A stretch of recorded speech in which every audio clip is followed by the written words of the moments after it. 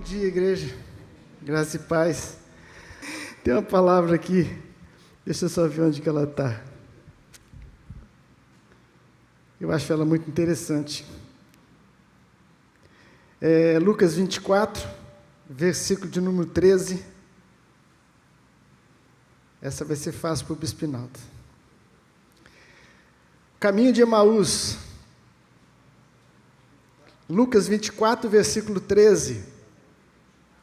Naquele mesmo dia, 2 deles estavam indo para um povoado chamado Emaús, a 11 quilômetros de Jerusalém. No caminho conversaram a respeito de tudo o que havia acontecido. E enquanto conversavam e discutiam, o próprio Jesus se aproximou e começou a caminhar com eles. Mas os olhos deles foram impedidos de reconhecê-lo. E ele lhes perguntou: sobre o que vocês estão discutindo enquanto caminham? E eles pararam com os rostos entristecidos. E um deles, chamado Cleopas, perguntou-lhe: você é o único visitante em Jerusalém que não sabe das coisas que ali aconteceram nesses dias? Que coisas? Perguntou ele. O que aconteceu com Jesus de Nazaré, responderam eles. Ele era um profeta poderoso em palavras e em obras diante de Deus e de todo o povo. Os chefes dos sacerdotes e as nossas autoridades o entregaram para ser condenado à morte e o crucificaram. E nós esperávamos que era ele que ia trazer a redenção de Israel. E hoje é o 3º dia desde que tudo isso aconteceu. Algumas das mulheres entre nós nos deram um susto hoje. Foram de manhã bem cedo ao sepulcro e não acharam o corpo dele. Voltaram e nos contaram ter tido uma visão de anjos que disseram que ele está vivo. Mas alguns dos nossos companheiros foram ao sepulcro e encontraram tudo exatamente como as mulheres tinham dito, mas não o viram. E ele lhes disse: como vocês custam a entender e como demoram a crer em tudo que os profetas falaram? Não devia o Cristo sofrer estas coisas para entrar na sua glória? E começando por Moisés e todos os profetas, explicou-lhes o que constava a respeito dele em todas as Escrituras. E ao aproximarem do povoado para o qual estavam indo, Jesus fez como quem ia mais adiante. Mas eles insistiram muito com ele: fique conosco, pois a noite já vem e o dia já está quase findando. Então ele entrou para ficar com eles. E quando estava à mesa com eles, tomou o pão e deu graças, partiu e deu a eles. Então os olhos deles foram abertos e o reconheceram, e ele desapareceu da vista deles. Perguntaram-se uns aos outros: não estava queimando nosso coração enquanto ele nos falava no caminho e nos expunha as Escrituras? Levantaram-se e voltaram imediatamente para Jerusalém. Ali encontraram os 11 e os que estavam com eles reunidos, que diziam: é verdade, o Senhor ressuscitou e apareceu a Simão. Então os 2 contaram o que tinha acontecido no caminho e como Jesus fora reconhecido por eles quando partiu o pão. Até aqui, palavra do Senhor. A paz do Senhor, irmão. Um texto longo, evidentemente, eu ia ficar aqui até lá para 2 horas da tarde. Então, vamos ver. Muito longo. Então, eu vou me concentrar mais nas palavras ditas por Jesus, que são os ditos de Jesus, que está em vermelho. O que está em vermelho hoje também. Vamos ficar de pé. Senhor, graças te damos pela tua palavra, por esta manhã. Ó Deus, em nome de Jesus, agradecemos. Amém. Tudo bem. Então, o texto, ele descreve aqueles momentos, 2 dias, 3 dias depois da ressurreição de Jesus. Jesus estava ressuscitado. É uma coisa interessante que os discípulos deveriam ter em mente os fatos, as palavras, o clima, o contexto do momento. Eu não sei se a gente se colocando no lugar deles, vocês poderiam pensar assim: que insensibilidade, né? Que coisa quase inacreditável que as pessoas estivessem do lado de Jesus e não percebessem. Jesus ia caminhando com eles. A única coisa que eles confessam é que sentiram, parece que o coração um pouco aquecido. A única coisa que eles perceberam foi exatamente em relação à percepção, aquilo que se fala de feeling. Tem uma música assim no feeling, muito bonita, não é? É sentindo. A única coisa que eles confessaram posteriormente foi do feeling, que sentiram. Às vezes você vê falar nas escrituras, assim, as pessoas, os teólogos, principalmente os teólogos que não gostam muito do Pentecoste, né?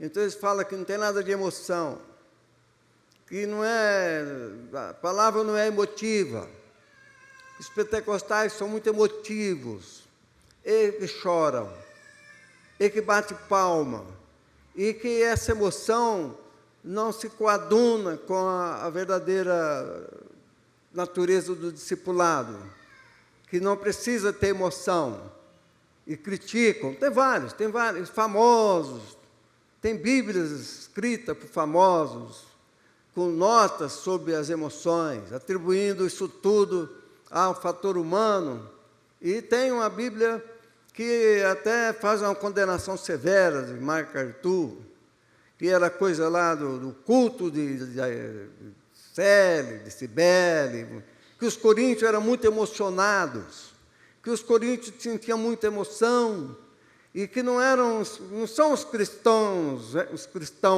realmente dignos do nome, porque são muito emotivos.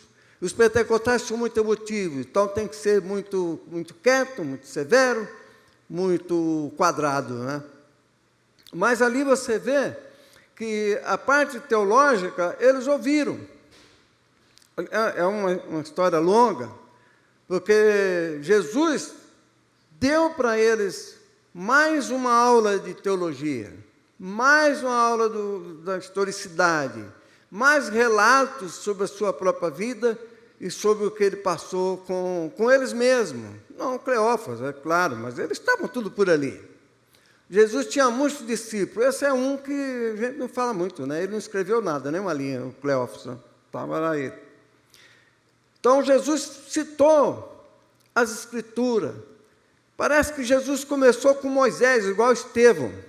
Então, Jesus fez uma aula sobre teologia da história da igreja nascente, recente, fez uma teologia sobre os antigos profetas, depois passou Jesus para o aspecto teológico da sua própria vida, porque ele era a teologia em si mesmo, ele falou de si mesmo, e eles nada, eles só sentiram.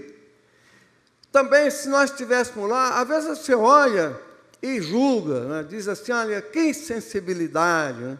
Mas eu acho que nós, possivelmente, seríamos os mesmos insensíveis, os mesmos descuidados, os mesmos interesseiros em outra coisa. Eles eram pensando, na hora que Jesus falou sobre a sua vinda, e falou sobre as profecias, e falou sobre tudo isso, o que é que veio na memória deles? Ele veio para reinar. E era uma coisa que estava ali. Jesus criou um paradoxo mental na mente deles, em que eles nunca escaparam disso. Só depois de Pentecoste que as coisas ficam amenas. Mas até ali, e você percebe, até ali, quando Jesus estava ressuscitado, a mente deles estava cheia da ideia do Messias Rei. A mente deles estava repleta de ideias do reino de Davi. Eles não podem ser condenados por isso, porque Jesus também disse sobre isso, né? Só que eles não conseguiram não entenderam o paradoxo do momento presente e do momento futuro. Quer dizer, o reino futuro estava mais além, e o reino de agora já tinha começado. Olha, quando isso acontece, quando Jesus chega, Paulo diz que esse período, quando Jesus chega, é chamado o período da plenitude dos tempos. Está lá em Gálatas, capítulo 4, versículo 4. Na plenitude do tempo, Deus enviou o seu Filho. Qual era a plenitude do tempo? Se você olhar, agora aqui, nesse versículo 24, é uma segunda plenitude do tempo. A primeira plenitude do tempo ao qual Paulo se refere àquele momento em que nasce o Império Romano, nasce a Grande Estrada, nasce as ideias da unidade, nasce a disciplina, a hierarquia. Virgílio foi, entre os romanos, como se fosse um dos seus grandes profetas, era um poeta. Paulo chamava os poetas, às vezes, de profeta, como diz os seus próprios profetas, se referindo a Creta. Mas também podemos, então, fazer a mesma avaliação de Paulo, como diz os seus próprios profetas, Virgílio, Cícero, eram todos ali, 40 a.C., Virgílio foi bem perto, 43 a.C., depois, então, nasce o Império Romano. Como é que ele nasce? Ele nasce com toda a ideia de divindade, toda a ideia de governo, toda a ideia de hierarquia, toda a ideia de uma religião grande e poderosa, tudo estava ali pronto. Paulo disse, essa é a plenitude do tempo. Quando veio a plenitude do tempo, veio Jesus. E agora, Jesus está mostrando uma outra plenitude do tempo.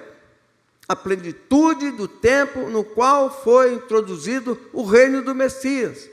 Isso era difícil para eles entenderem. É difícil para nós entendermos. A gente fala, tal, mas não acredita muito, não. Há pessoas que dizem assim, não, Cristo não reina. Jesus disse que veio para reinar. Os discípulos acreditaram. Alguns acreditaram, digamos assim, entre aspas, até demais, né? Porque falaram assim, mas o que é isso? E esse reino? Cadê? Não é mesmo? Você pode achar assim, mas que falta de educação. Você faria o mesmo. Se eu fosse judeu naquela época, eu ia perguntar também, não vamos tomar esse reino aqui? É coisa normal. Jesus também não falava para eles, que pressa é essa, que ignorância é essa, eu vim para reinar nos corações, fica quieto aí, o que é isso? Não, Jesus ficava quieto, falava, mas quando Pilatos perguntou, o que ele disse? Para isso eu vim ao mundo. Ora, se Jesus veio para isso, quem é que podia impedir? Pilatos? Herodes? O diabo? Como que podia impedir? O diabo diz assim, tu viesse para reinar, mas aqui quem manda sou eu, agora não, como é que pode? Jesus veio para reinar e começou a reinar. Esse momento mesmo, quando eles estão caminhando e sentindo no coração, eles sentiram o que João Wesley sentiram. Eles sentiram o coração aquecido.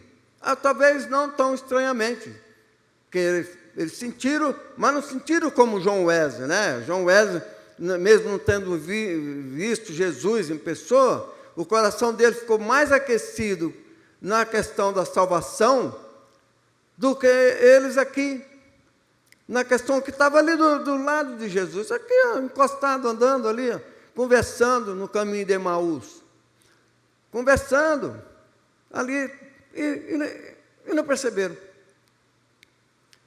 Jesus censurou essa falta de percepção teológica. Eles tiveram um sentimento. Olha aqui, no destaque dos ditos de Jesus. Todas as Bíblias que estão, as frases assim, Jesus falando em vermelho, significa as palavras de Jesus sem bordado teológico. Não é uma palavra que um Lucas, ou Paulo, ou Tomé fez e arrumou, etc. É as palavras de Jesus puramente, só. De todos esses versículos de 24 aqui, ele passa, vai até 35, acho que o Éder leu, né? Então, olha que é muita coisa, né? Você pode ver que o que está aqui como o dito de Jesus é o versículo 17, o versículo 25, 26,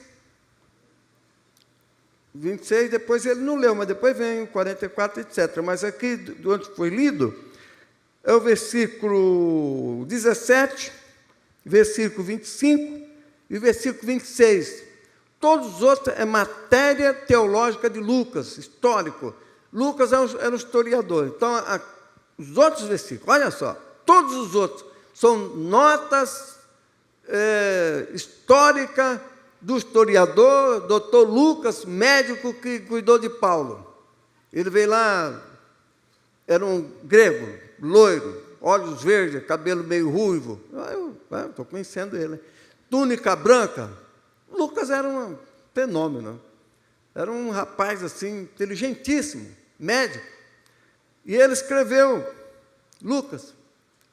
Então você vê que são notas dele. Mas as palavras de Jesus, elas são destacadas em vermelho.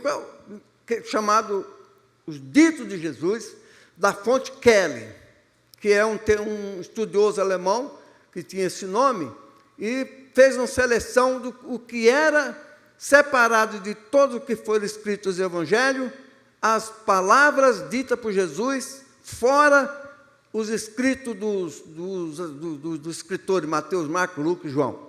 O que foi que Jesus disse, ele mesmo, e não o que disseram os evangelistas. Em todos esses versos, o que Jesus diz aqui, que eles escrevem, claro, eles lembraram, depois que Jesus disse. Ele lembrou que Jesus disse o quê? Ele disse aqui no versículo 17, que são essas coisas das quais falais entre vós, enquanto caminhais entristecidos. Olha que coisa, né? Foi o que Jesus falou para eles.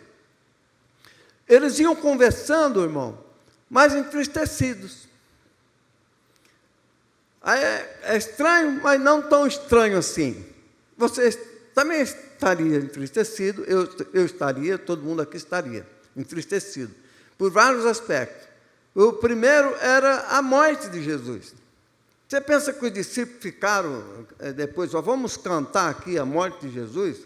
Que maravilha, morreu por nós, aleluia e tal, cantasse um salmo de alegria. Nada disso. Às vezes você vê que as pessoas dizem, você tem que se alegrar com a morte de Cristo. Você olha, é uma coisa paradoxal essa alegria. Quem vai se alegrar com uma coisa horrorosa?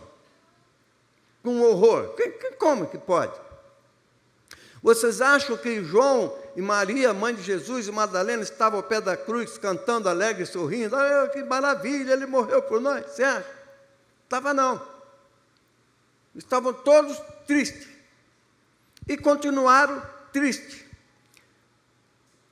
Depois que eles foram fazer uma reflexão teológica sobre essa história toda, falou, enfim, por que ele morreu? Então, Jesus está aqui fazendo uma censura, não é? Que são estas coisas das quais falais? Qual que eles falavam? Aqui Lucas diz que eles estavam falando, a palavra de descontentamento, não é? Olha só, eles conversavam. Você vê que coisa? Olha só, mas triste, bem triste, né? Ele falou que veio para reinar. Ele disse para todos nós que ia ressuscitar, ressurgir dos mortos. Uma coisa, conversando entre eles, né? Uma coisa que grego não acredita, romano não acredita, ninguém acreditava nessa história. Agora, os romanos acreditavam que existia o inferno, Virgílio falava sobre o inferno, Virgílio seria o condutor das pessoas que iam para o inferno nos livros de Dante. Virgílio é o grande escritor ocidental. Então, eles estavam comentando isso, ressurgir dos mortos. Então, eles estavam conversando. Você viu quando ele estava perante Pilato? Vocês viram tudo aquilo? Então, nós estamos... Mas, sabe, a gente acredita nele. E por isso que nós estamos aqui, stand-by, esperando. Nós estamos aqui esperando. Mas depois você fala, mas até agora, nada.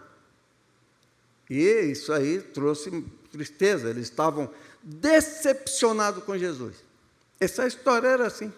E Jesus perguntou, que coisa é essa? Que são essas coisas? Essas coisas, né? é o dabá. Dabá, a palavra também significa assunto, significa até trade, negócio. Que negócio é esse? Que dabá é essa? Que conversa é essa que vocês estão falando aí? Que assunto? O que é que vocês estão falando? Olha, e eles, até um deles, cujo nome era Cleófas, respondendo, disse: tu és de fato o único. Olha só que coisa, não dá nem para ler e acreditar que o Cleófas. Esse Cleófas não deve ter assistido muito às palestras de Jesus.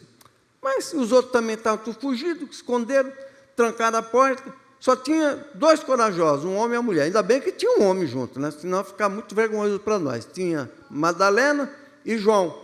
Mas os outros, aquele que puxou a faca, e mais outro que era filho do trovão, quando falava que era João, Jesus colocou o apelido João, filho do trovão. Quando ele falava, parecia aqueles pregadores de vozeirão, né? Uma voz forte, falava alto. Não é igual gritam um por aí, não. É uma voz forte. João, filho do trovão. Dizem os historiadores que fala Pedro Bandoleiro, porque puxava a faca para cortar pescoço. E era um povo assim, né? Bem valentão. Mas depois converteram mesmo. Que são essas coisas quais falais entre vós? Eles conversavam todos esses assuntos. Irmão, a gente olhando para nós hoje, às vezes nós ficamos assim, conversando também assim, sabe? Quando virá Jesus, então a pessoa vê, sai uma tempestade dessa aí, do Milton, né? Eu não sei porque fizeram o nome de Milton, Milton científico, ainda bem que não puseram o nome de mulher, né? Eu vejo se seria tempestade, Helena, Isabel, mas agora eles brigaram muito, aí estão colocando o nome de homem, Milton. Mas deve ser, não sei se é o cientista. Aí quando passou o Milton, aí eles falam assim, Jesus está voltando. Aí quando aparece uma coisa assim qualquer, fala, Jesus está voltando. Só por causa disso. Aí acabou a tempestade, vamos falar de futebol. Então, quer dizer, que coisa é essa que eles estão conversando hoje? A mesma coisa. Mesma coisa, não mudou nada. Até pode ser que estão conversando menos assuntos importantes do que o pessoal que estava ali caminhando para Emaús. Porque ali estavam conversando daqueles últimos acontecimentos. Jesus então refrescou a memória deles. Que coisas são essas que falais entre vós, enquanto caminhais entristecido? E Cleófas assim, olha, sinceramente, essa conversa de Cleófas aqui é terrível, né? Tu és, de fato, o único forasteiro em Jerusalém. Jesus ali, ele não perceberam. Dizem que não perceberam Jesus, porque quando Jesus ressuscita, ele não ressuscita com o rosto fragmentado, machucado, com sinal disso, daquilo, entendeu? Aquilo tudo desapareceu. Foi conservado a marca na mão, porque possivelmente eram marcas eternas, por causa do sacrifício. Mas as outras coisas desapareceram. Então eles olharam, não perceberam. Se Jesus tivesse desfigurado, eles iam estranhar. Eles iam pelo menos perguntar, o que é isso? Que homem é esse aqui do meu lado? Uma vez aparecendo o Messias, todo machucado. Mas Jesus estava perfeito ali, sem machucado. Possivelmente com a sua túnica branca, eles também usavam muito túnica branca, se identificando com eles, não foi percebido. Às vezes Jesus está do seu lado, passou para o seu lado e você também não percebeu. Às vezes você está lendo a Escritura e também não percebe Jesus. Você está aqui, ali, e acolá, e você também, às vezes uma pessoa fala com você, às vezes Jesus está usando aquela pessoa e você também não percebe. Não tem? Quantas vezes? Muitas vezes, não é? Às vezes é um mendigo. Um dia desse só passando ali pelos meus discípulos ocultos ali e tal. Aí uma pessoa falou, Deus te abençoe. Eu falei, que maravilha que você falou, hein? Deus te abençoe. Você sabe quanto vale isso? Você está me devolvendo milhares de vezes mais do que o que você deu. Tem uma mulher da banca ali perto da casa Magazine Luiza, parece? Uma banca. Aí eu vou lá, compro um jornal de vez em quando, tal. Chama Tailá, nome indígena. Às vezes está a mãe dela, mas a mãe parece tanto com a filha, que às vezes eu chego lá, Tailá, não é a mãe, tal.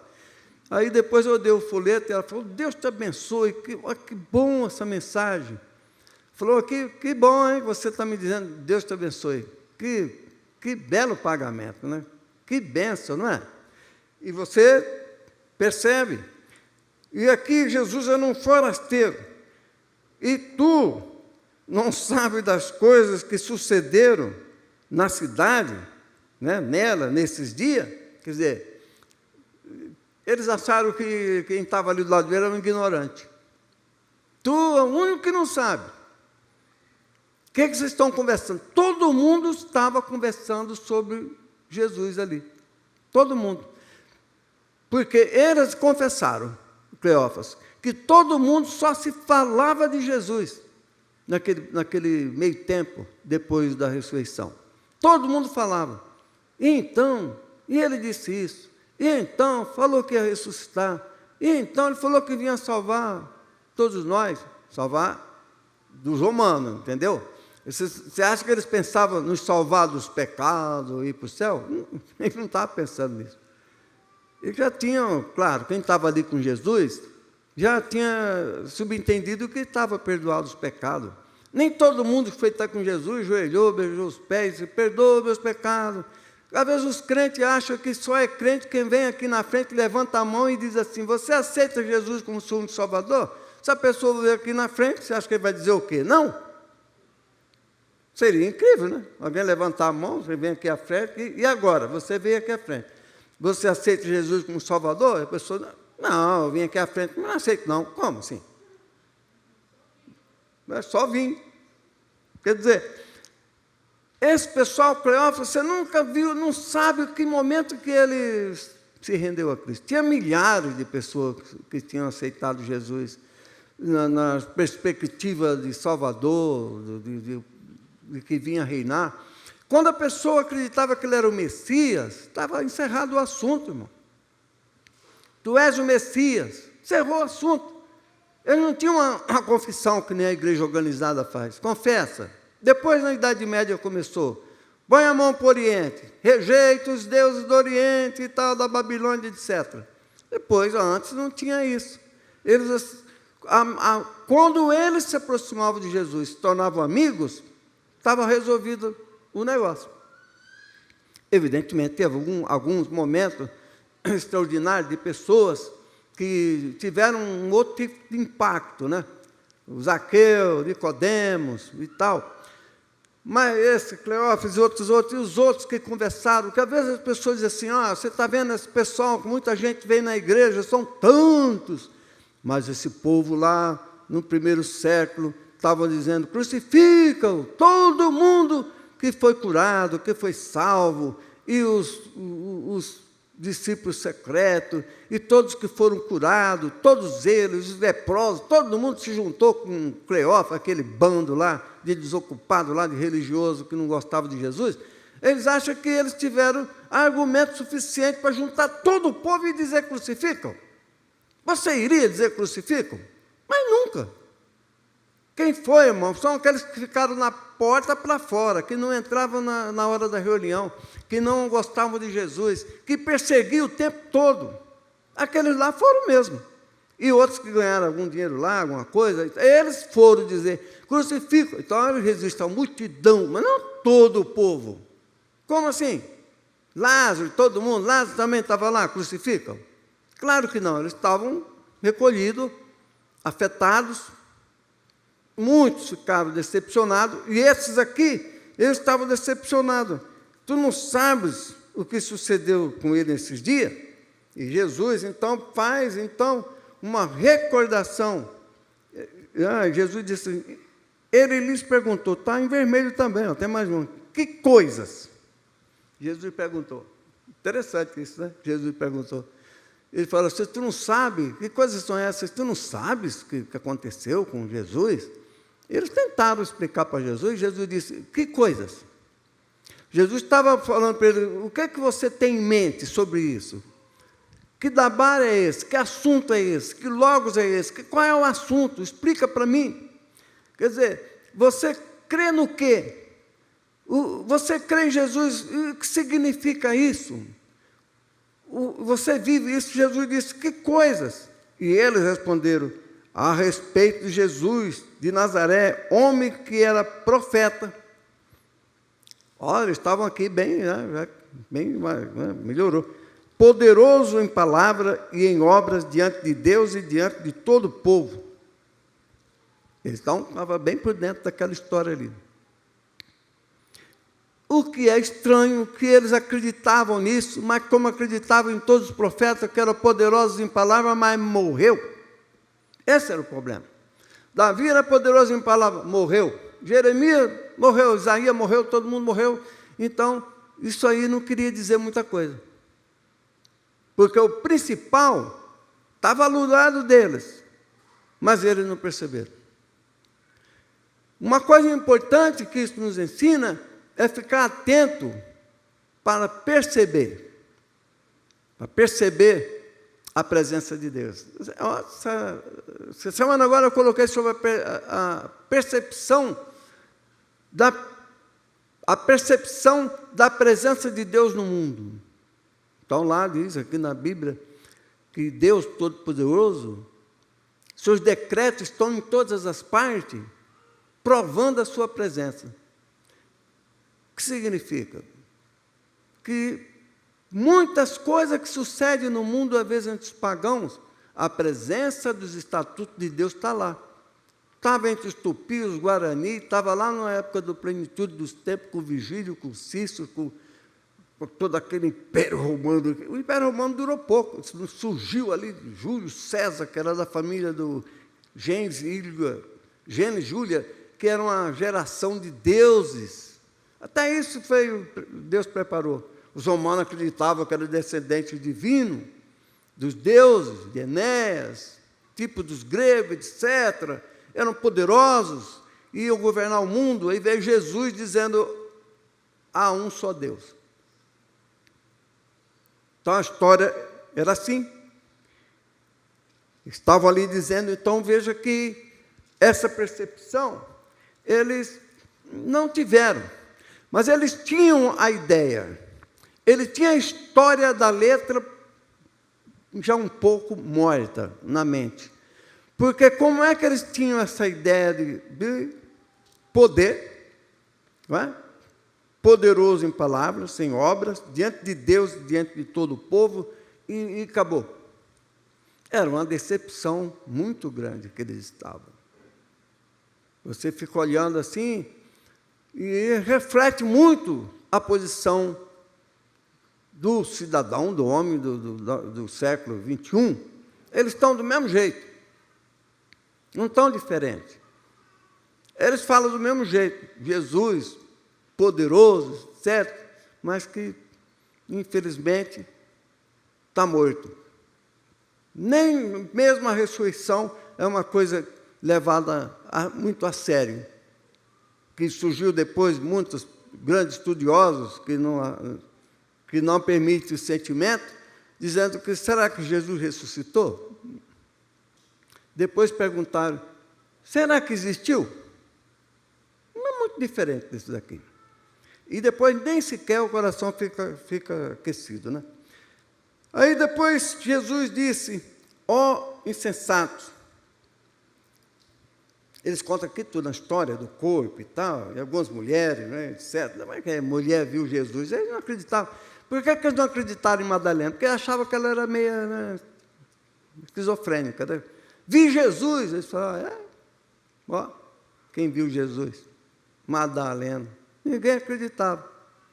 E então, algumas mulheres dentre nós nos surpreenderam, porque ele foi cedo no sepulcro e tal. Eles contaram uma história de um milagre tão extraordinário, mas só isso.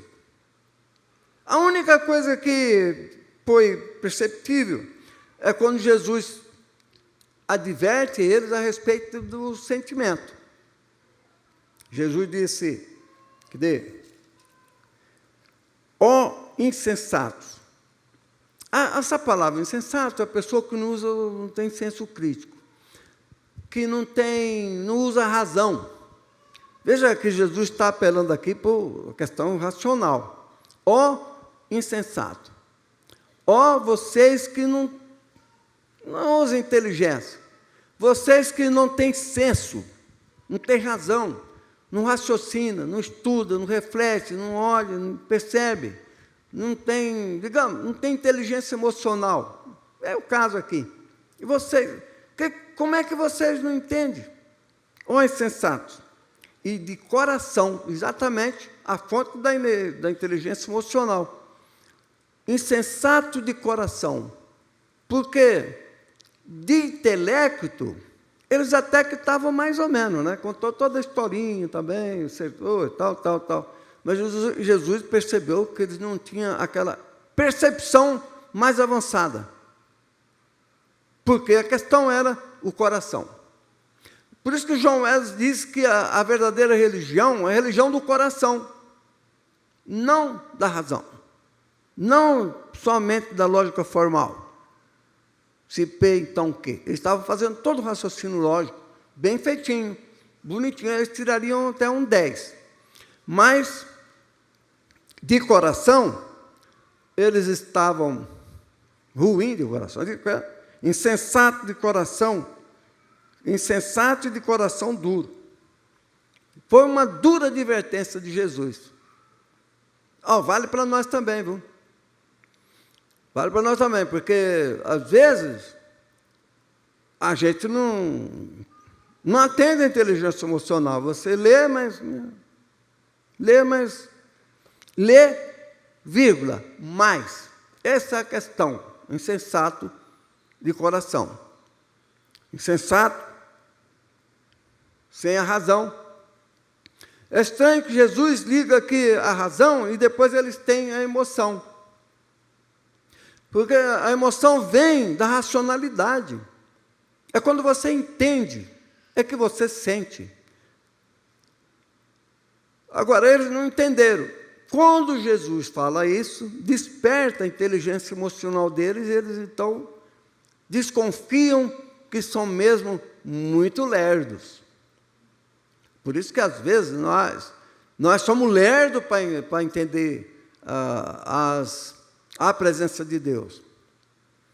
Ou então as pessoas fazem aqui como os antigos hebreus, o Deus que está na tempestade. Eu não acho muita graça nisso, não. Deus que está na tempestade, derrubando tudo, morre 10 pessoas, acaba com tudo. Deus que está na tempestade. Os índios acreditavam assim, e alguns hebreus também. Deus que está na tempestade. Os tupã também, quando dava aquele trovão que derrubava a mata, eles falavam assim, Tupã, Deus supremo, o Deus da tempestade. Não é muito diferente do judeu. O judeu também tem essa história do Deus da tempestade. Para mim, eu não fico muito entusiasmado com o Deus da tempestade. Nem também que ele é a pessoa, figura do leão, que é figura de Jesus. Que leão? Lá que leão de Judá é coisa para o judeu lá, de Davi. Jesus, leão. Dá licença. Tem até vídeo de leão comendo leão. Como que pode? Um bicho violento, horroroso, bravo. Não quero saber de Jesus, leão, não. E aqui também, eles eram aqui insensato de coração. Insensato, não usa a razão, de coração duro, para crer em tudo que os profetas falaram. Está aí, ó. Os profetas só têm valor quando aponta para Jesus, sabe? Tem seus valores históricos, etc., né? Porque primeiro tem que existir o profeta, né? Senão também. Então ele conta muita coisa, mas de repente ele vai falar de Jesus. Então Jesus está dizendo que dos profetas falaram a meu respeito. Toda a Bíblia, ela é puxada para Jesus. E até Lutero acreditava nisso, admitia, Calvino, os reformadores, e não é só reformadores, não. Os pais apostólicos, pais apologéticos, eles falavam isso. Que às vezes a pessoa diz, Lutero que revelou isso. Foi nada, foi os pais apologéticos, pais apostólicos. Lê lá que a salvação é pela fé. Eles mostram, Irineu, São Crisóstomo, todos eles, que a palavra é Jesus, e os profetas falaram de Jesus, pastor Hermas, é tudo, irmão. Não foi Lutero, não. Pais apostólicos, pais apologéticos. Você não precisa ficar atrás. Pode ler a história de Lutero, é muito bonita, entre aspas e tal. Mas quem falou sobre salvação pela fé, quem falou que a palavra revela Jesus, que os profetas falaram de Jesus, são os pais apostólicos, pais apologéticos, etc., aqueles primeiro, segundo, até o terceiro século, até mesmo pastor Hermas, e até mesmo alguns apócrifos. Portanto, não vamos dizer que agora que descobriu a roda, não. Então, aqui, ó, onde é que está? Aqui no 24. Então, Jesus pegou, falou para ele, que coisas? Eles, então, deram uma explicação e tal, mas depois, olha só, e também alguns dos nossos foram ao sepulcro, olha só, olha como é que eles estavam, né? E encontraram tal como disseram as mulheres, olha, fomos lá, é verdade, elas falaram que estava lá só no manto, é verdade, as mulheres têm razão, e daí? Mas a eles não viram, está aí, não adiantou nada. Não viu Jesus. Sabe que tem um livrinho antigo, que eu era pastor lá em Cajuru. Era um pastor muito otimista em Cajuru, da igreja metodista. Estava num templo usado para o uso capião dos presbiterianos que abandonaram. Aí os metodistas, que eram um pouquinho mais evangelistas, nós tomamos conta. E como não tinha pastor nenhum, eu fui lá ser o pastor de Cajuru. E quando chegava domingos, entrava lá, né, era uma senhora, né? E minha filhinha dela, uma menininha de 15 anos.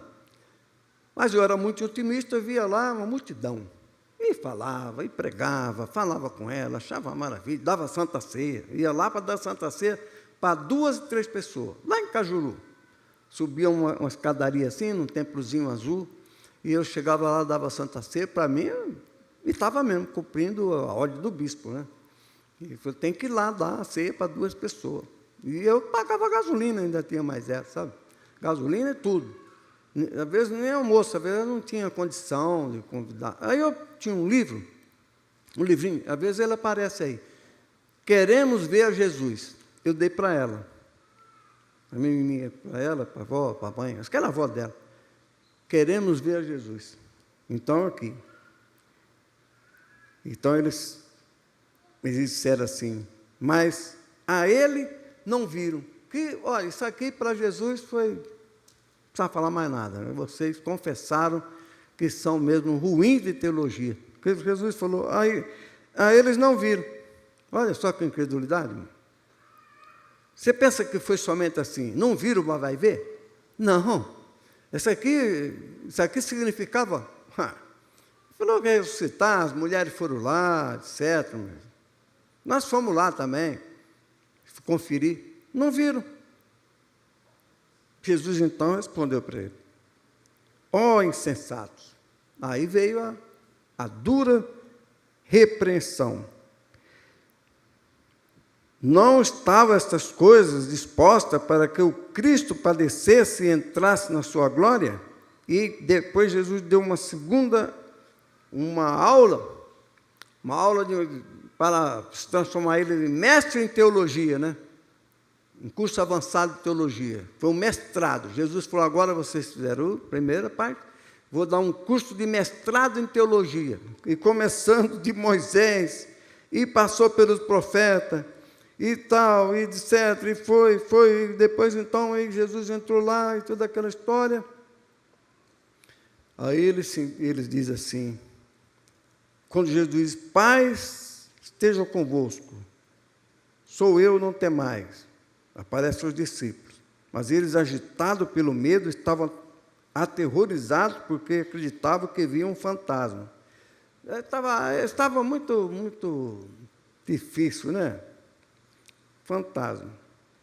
Jesus lhe disse, por que estáis turbados, por que sobem esses pensamentos aos vossos corações? Aí Jesus mostrou as mãos. para despertar nele o sentimento.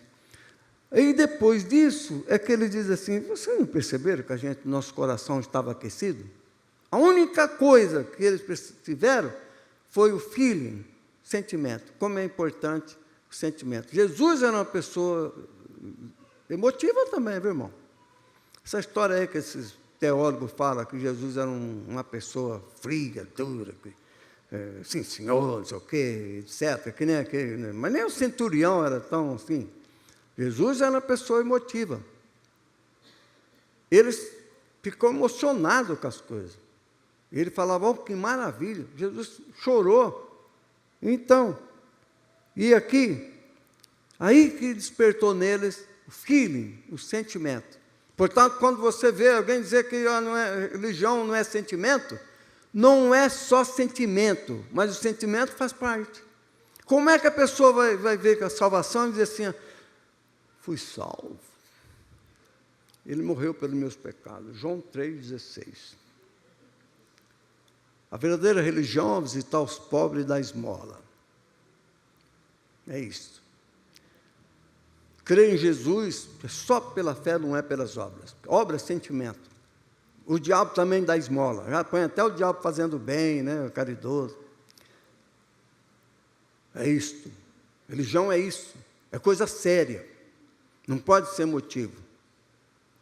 Celso também achava que a religião não podia ter emoção. Por isso que ele falou assim, olha, a religião de vocês aí só tem mulher, porque mulher tem mais sentimento, né? Aí eles falam, só tem mulher, velhinho e criança. São os três que têm mais sentimento. Tem mulher, velhinho e criança que tem mais sentimento. Mulher porque é mulher, velhinho porque está perto de morrer, e criança porque é inocente. Todos eles têm sentimento. O Celso criticava a igreja. Tem gente que critica até hoje. Igreja não é sentimento. Fé não é sentimento. Fé, o que é fé? Ele cita a certeza das coisas que se espera, convicção de fato que não se vê e não se sente nada. Você vê Lázaro ressuscitado, nada. Jesus conta isso aqui tudo, nada. Mas eles tiveram o sentimento. Então, eles lhe abriu sua mente para que entendesse as Escrituras. Vamos ficar de pé. Dispostamente, ó Salvador, vem presidir aqui, forte, ministro vinho, parte o pão, nutri-nos vem de ti, fiéis lembramos tua cruz, nós sofreste ali, por tua graça divina, vivemos sempre em ti. Despeça, anima, eleva os teus, fazendo-os discernir que tu, Senhor, presente estás, teu povo a dirigir. Na santa ceia, ó grande Deus, buscamos comunhão com Cristo nosso benfeitor, com todo velho irmão. Sabemos que Jesus virá em majestade e luz,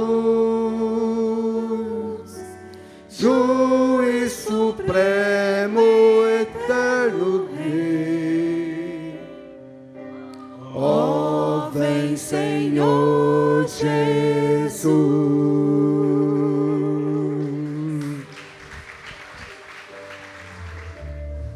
Pai, abençoamos o pão, símbolo do teu corpo, dado por nós na cruz do Calvário, para a nossa redenção, para a remissão do nosso pecado. Damos graça pelo vinho, símbolo do sangue de Jesus, do teu Filho amado.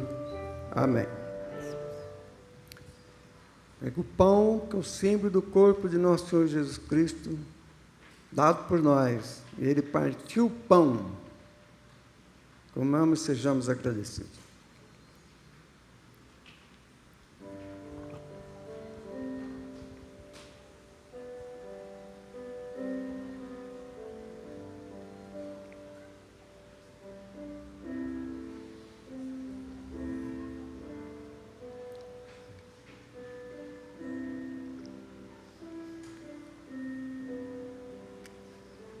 Beba do cálice, sangue de Jesus, para a remissão dos nossos pecados. Amém. Pai, graças te damos pela Santa Ceia, Eucaristia, momento de agradecimento, pelo caminho de Emaús, pelo partir do pão e pelo entendimento das Escrituras. Nós te damos graças. Amém. Ó Deus supremo, bem feito,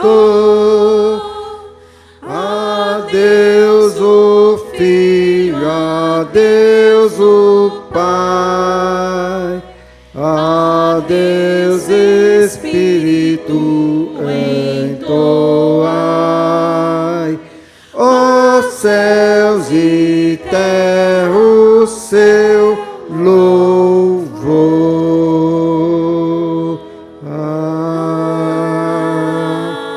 Amém. E a graça de nosso Senhor Jesus Cristo esteja convosco e com todo o povo de Deus na face da terra, hoje e sempre. Amém.